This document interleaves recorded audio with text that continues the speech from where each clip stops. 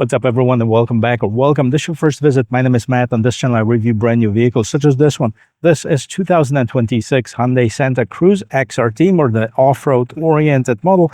And today I'm going to take you on a complete tour of this vehicle. We're going to check it out, exterior, interior technology, see what's changed from 2025 model year, and of course, take it for a test drive. So if you enjoy watching videos like this, consider subscribing for more automotive content. And if you like anything about this video, don't forget to give me a thumbs up.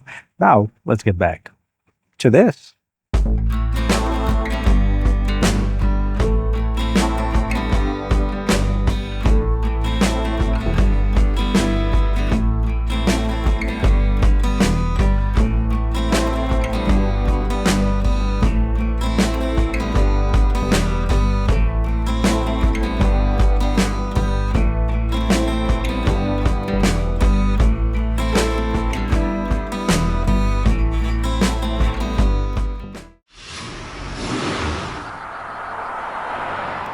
Well, the Santa Cruz came out a few years ago and it competes in a very narrow kind of a niche segment. We're talking about the compact pickup trucks. So we have the Ford Maverick, we have a Hyundai Santa Cruz.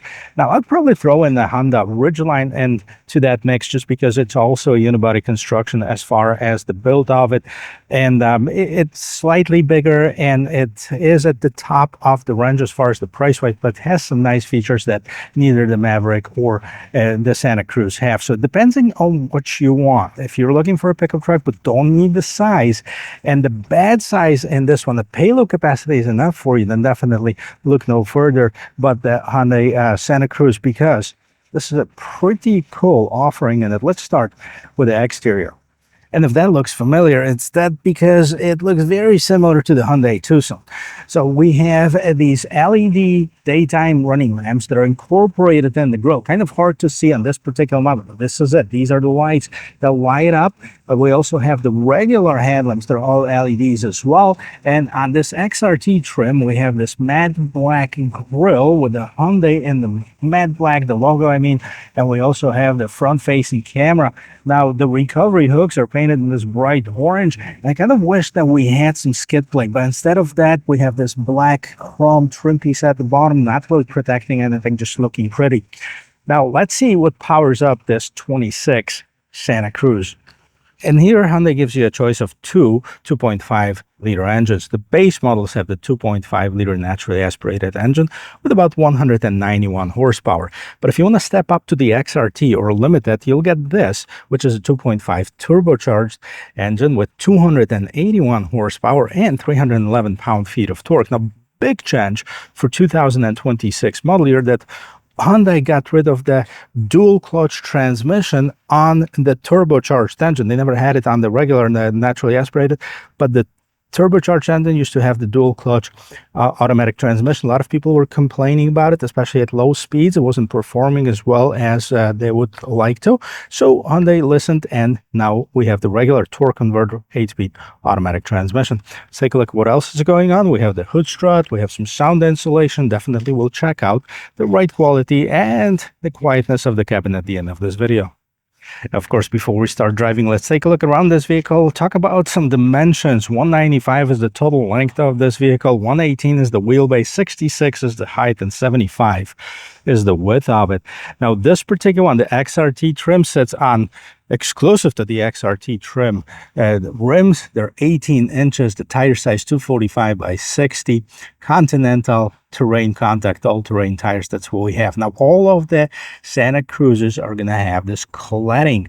Now, it is rugged looking, and then we have the same kind of color trim continuing at the bottom of the vehicle to kind of protect it from scratching from all those gravel that, if you choose to take it off the beaten path, is going to be bumping on this bottom portion of the vehicle. Santa Cruz is spelled out. As far as the mirrors, we have the black mirror caps, and then we have the turn signals, side view camera, and blind spot assist. Everything around the windows is blacked out. We also have the low profile roof rails and the black door handles. Now, the door handles are equipped with this proximity sensor.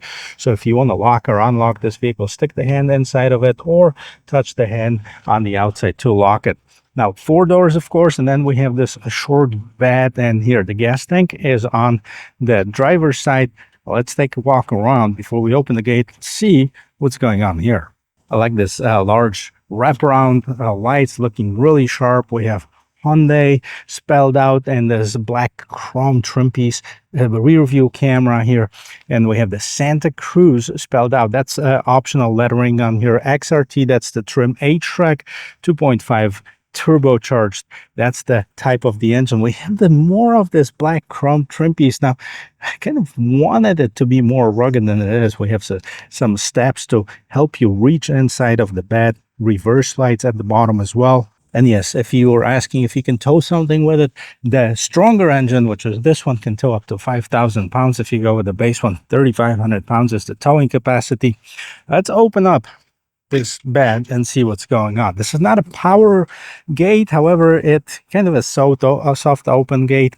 And here's what we have. So as far as the width, because a lot of people are going to be asking about 42.6 in between the wheels, right? So you can't really put like a piece of drywall or plywood inside of it. They're 48 inches. But if you have something that's narrower, you can definitely fit in here. And it also has a pretty good payload, about 1,411 pounds payload capacity. So that's pretty good. And as you can see, we have this mounting system, this track system. So if you have bikes, if you have any gear that you want to put inside, there's definitely tons of stuff that you can attach to it and tie it down. Now, what's inside of here? I believe this is just the storage, and then we have a 115 volt outlet here, regular household outlet. So again, if you're camping, this is something that you use.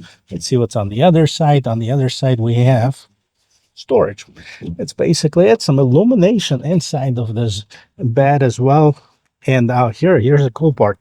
You can open this up and check it out. Now, this is waterproof. Basically, you can open this up and it can drain the water on the outside. As you can see, there's a spare tire right there underneath the vehicle. So that's another thing that I want to show you. There is a spare tire. But you can throw in some ice, you can throw in some beverages in here and enjoy it in case you get locked up. I don't know how anybody can get locked up in here, but you can actually open this up and get out by yourself. So you're not going to be stuck inside of there. And another pretty cool feature on it that also comes with this tonneau cover. So you pull on this strap, okay, and this tonneau cover opens up or closes automatically. There you go. Latches, slide, close the gate, and this is how it looks. So if you're picking somebody up from the airport and you want to throw some luggage in it and it's raining, it's not going to get wet. Now we have this optional rails on the bed that doesn't come standard with it. We have a bed in the inside of it, but we also have the third brake lights and the shark fin antenna.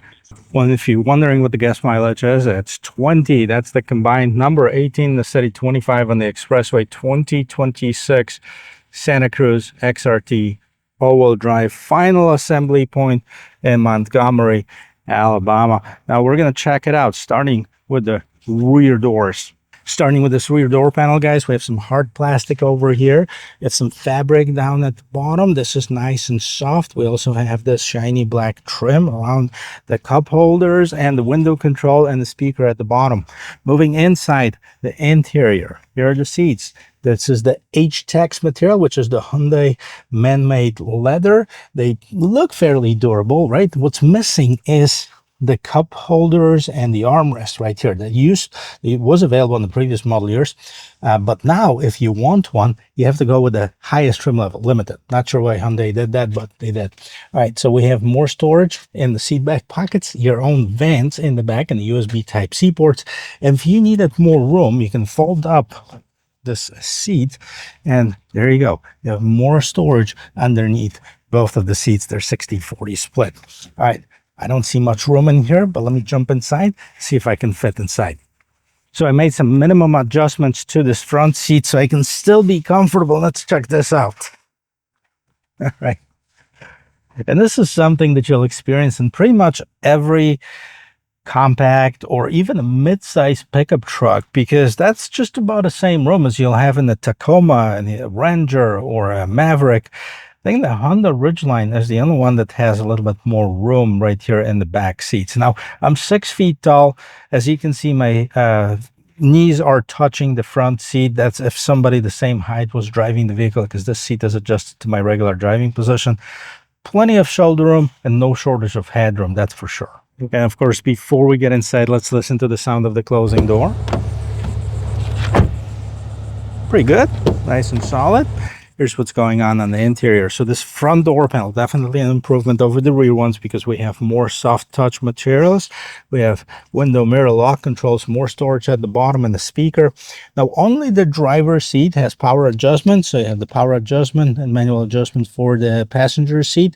Now that one has the lumbar support, but it's not a two-way lumbar support, okay? And on the left-hand side of the steering wheel, as you can see, you have the dimmer. Also an illumination for the bed area. We also have the traction control off, and yeah, we have a tow mode. Let me jump inside, I'll show you the rest of it.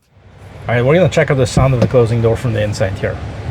All right, that's pretty solid. Here's the interior of this 2026 Santa Cruz.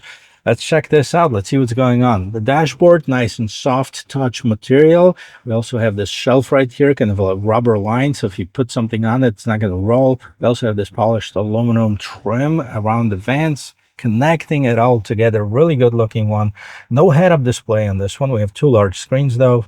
And we're going to get to the functionality of it. Steering wheel, if I were to complain about something, I'd like to see it a little bit thicker, kind of odd shape here at the bottom too, not completely flat, but kind of like squared off, maybe to the point here. Now we have some aluminum trim piece over here, the 4 dots for the letter H and the Morse code, of course. We have some pedal shifters in the back, attention assist, and then a bunch of buttons. So let's see what these buttons do. On here we have the menu to see what's going on right here in the middle instrument cluster. We have the adaptive cruise control button up and down and OK. Lane keep assist, mode and start, both customizable button, and we have the voice control and the phone button, volume control, mute, and again up and down to control, see what's going on. Standard stocks in the back for the lights and the wipers and the turn signals. And by the way, if you turn the turn signals to the right or to the left, we have this electronic blind spot, which is one of my favorite features on Hyundai, and incorporate it in more and more vehicles. So that's pretty cool. So let's see what's going on the interior here. As far as the instrument cluster in the middle, you have the current, trip, compass, some other settings in here. We can also go side to side over here and hold to reset to see what's going on. There are other options available as far as the view. As you can see my finger over here, yeah, trying to go to the settings so I can show this to you. And so the cluster theme selection, we have the simple, modern, or classic, so depending on which one you want. You can also link it to the drive mode, so it depends on which drive mode you're in. So you can see that you have normal, sport, and smart, and then the display changes right there in the background. And you also have terrain modes, snow, mud, and sand. So these are your modes for driving. I'll put it in sport. Right, and moving on to the infotainment system. Okay, we'll put it in reverse. We're going to start with this rear view camera. Really nice. Okay, you can see the top-down view, trajectory lines, both from the top-down view as well. You can see this vehicle. We have this 360 view, sitting right at the end of this road. You can move it around however you want to. You also have the different camera angles as well. So very nice camera, no complaints here whatsoever. Put it back in park, and let's see what else we have in this infotainment system. So this is your main screens. Of course, your map. If you didn't like the map that Hyundai gives you, you can also use your Android Auto, Apple CarPlay. They're both standard, they're both wireless. Sirius XM stereo. They also have the AM and FM, of course, phone projection. So that's what we're talking about. The Android Auto, Apple CarPlay. You can use it wired or wireless, your choice. And cancel out of that. Voice memo, weather, sports, valet mode, and setup. This is where you change a bunch of settings. You can customize the buttons. You can change the cluster views, etc. So you can do all of that right here. And then Hyundai Pay, vehicle diagnostics, HD radio data, online manual gives you the QR code for that manual. Scrolling down here, we have the vans, which are nice and powerful. This is where you start the vehicle right here. And then instead of having like this dual purpose screen on the Santa Cruz, we have two screens actually. One of them, this is not a screen, but it has a row of actual hard buttons. So that's your volume, power. And then we have the home, map, search, media, seek, track, setup, and custom button. And then on here, we have the seek, track. And then I think I just made this fan a lot higher just by sliding my my hand over here. So here is your dual zone climate control. As you can see, this is all automatic. We have the heated seats, no ventilated on this one.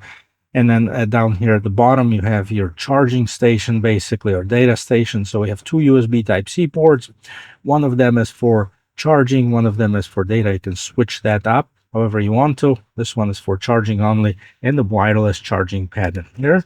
Regular 12-volt power outlet, regular looking shifter. We also have the drive terrain. These are the drive modes where I was switching them.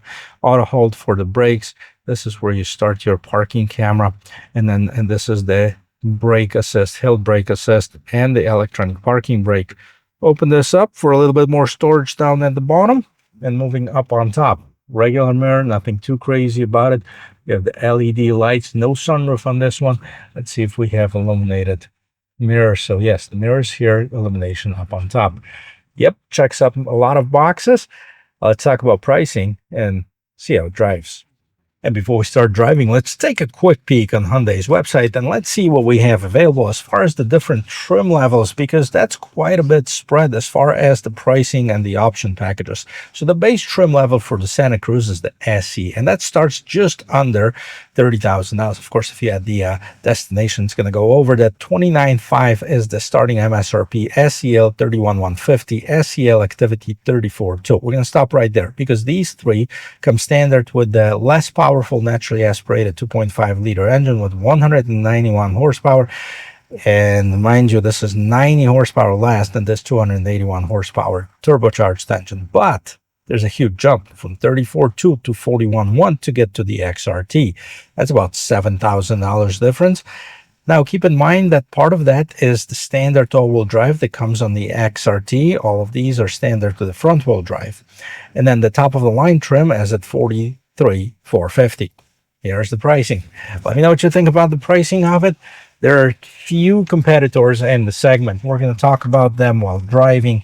But before we get on the road, I'm going to do a quick circle in here and see how this vehicle turns. See what the turning radius is. So turn the steering wheel all the way to the left. And we have some traffic jam here. Okay. It turns. Not the best turning radius, but it's not bad either. We're going to see how this 2.5 liter turbocharged engine performs. Now, I've driven one before when they first came out. Now, mind it, there was a dual clutch automatic transmission back there. And on the road, it felt fine. I didn't have an issue when test driving it. I didn't have an issue with any of those dual clutch automatic transmission. But a lot of people were complaining that on the slower speeds, the low speeds, and if you do some of the terrain riding, this wasn't performing as good as they would thought it would perform. So definitely that's something that prompted Hyundai to make some changes. Now, the other thing that people were complaining about is the gas mileage. So many people were hoping that the Santa Cruz is going to come with the hybrid options. Now, obviously, it's based off of a Tucson. Tucson has a hybrid, a really nice hybrid with about 35 miles per gallon. That's the 1.6 liter hybrid system that they have. And that would be really good on the Santa Cruz like this. The gas mileage would be so much better, competing with the Maverick, which is, by the way, the only hybrid. There are rumors that Honda originally is going to come up with a hybrid. I don't think that's been confirmed yet, but if it does, that would be a great option too. So the Maverick hybrid's got about 35 to 37 miles per gallon, which is huge for, a little runabout vehicle that you can use for, camping and stuff. It doesn't really affect the payload. It does affect towing for sure. So if you don't need to tow, maybe that would be a solution for you. Because at 20 miles per gallon, this is not the best, right? This is the combined number here. I'd like to see definitely an improvement in that. And hopefully, maybe one day we'll see the Santa Cruz hybrid. But for now, we don't have it. The Maverick, when it first came out, it started in the low 20s. And it was a great option for somebody to get into, like a little pickup truck. I believe it was $21,000 for the base one. Right now, they're about 26, 27 starting price. And it can go up. You know, they have the Tremor package, that have the Lobo package right now. They could go up to the mid 40s. And then finally, the third competitor that I would like to include in this, although some people might disagree with me, is the Honda Ridgeline. Simply because it is a more of a mid-size pickup truck. It has a little bit more usable bed because it's a 60-inch bed versus the 52-inch bed, and 8 inches make a huge difference. And the difference between this and the Maverick is about 1.5 inches. And some people say that 1.5 inches makes a huge difference too, but 8 doesn't make as much as an 8-inch, right? So the Honda Ridgeline, you know, starts just at about $40,000, and it's very well equipped. The trim that I like the most is their Trail Sport model, which is kind of similar to that, and that's at about $45,000, which is just about what this vehicle is listed for. So no big difference in price. Naturally aspirated V6 with the same size bed and a very similar equipment. Yeah, I think, you know, that could be a very worthy competitor in the segment. Well, let me know what you guys would compare it to, because some people just simply don't need a longer bed. Well, let me know your thoughts, guys. You know, your comments are always welcome in the comment section below. Let's get this conversation going. Would you buy this over the Ridgeline or over Maverick or not, and why? And the last thing to check, of course, is the acceleration. So we're going to find it straight away and open it up a little bit, see how that performs in this segment. But before we open that up, let's talk about the ride quality. And I think that's where it shines too. I actually like it. The seats are comfortable. The suspension is on the firmer side, but it's not bumpy. It's fairly quiet on the interior as well. So yeah, no complaints here. Well, guys, I have the sport mode on. I'm going to slow down and stop right here. And let's see how that goes. We're not going to floor it.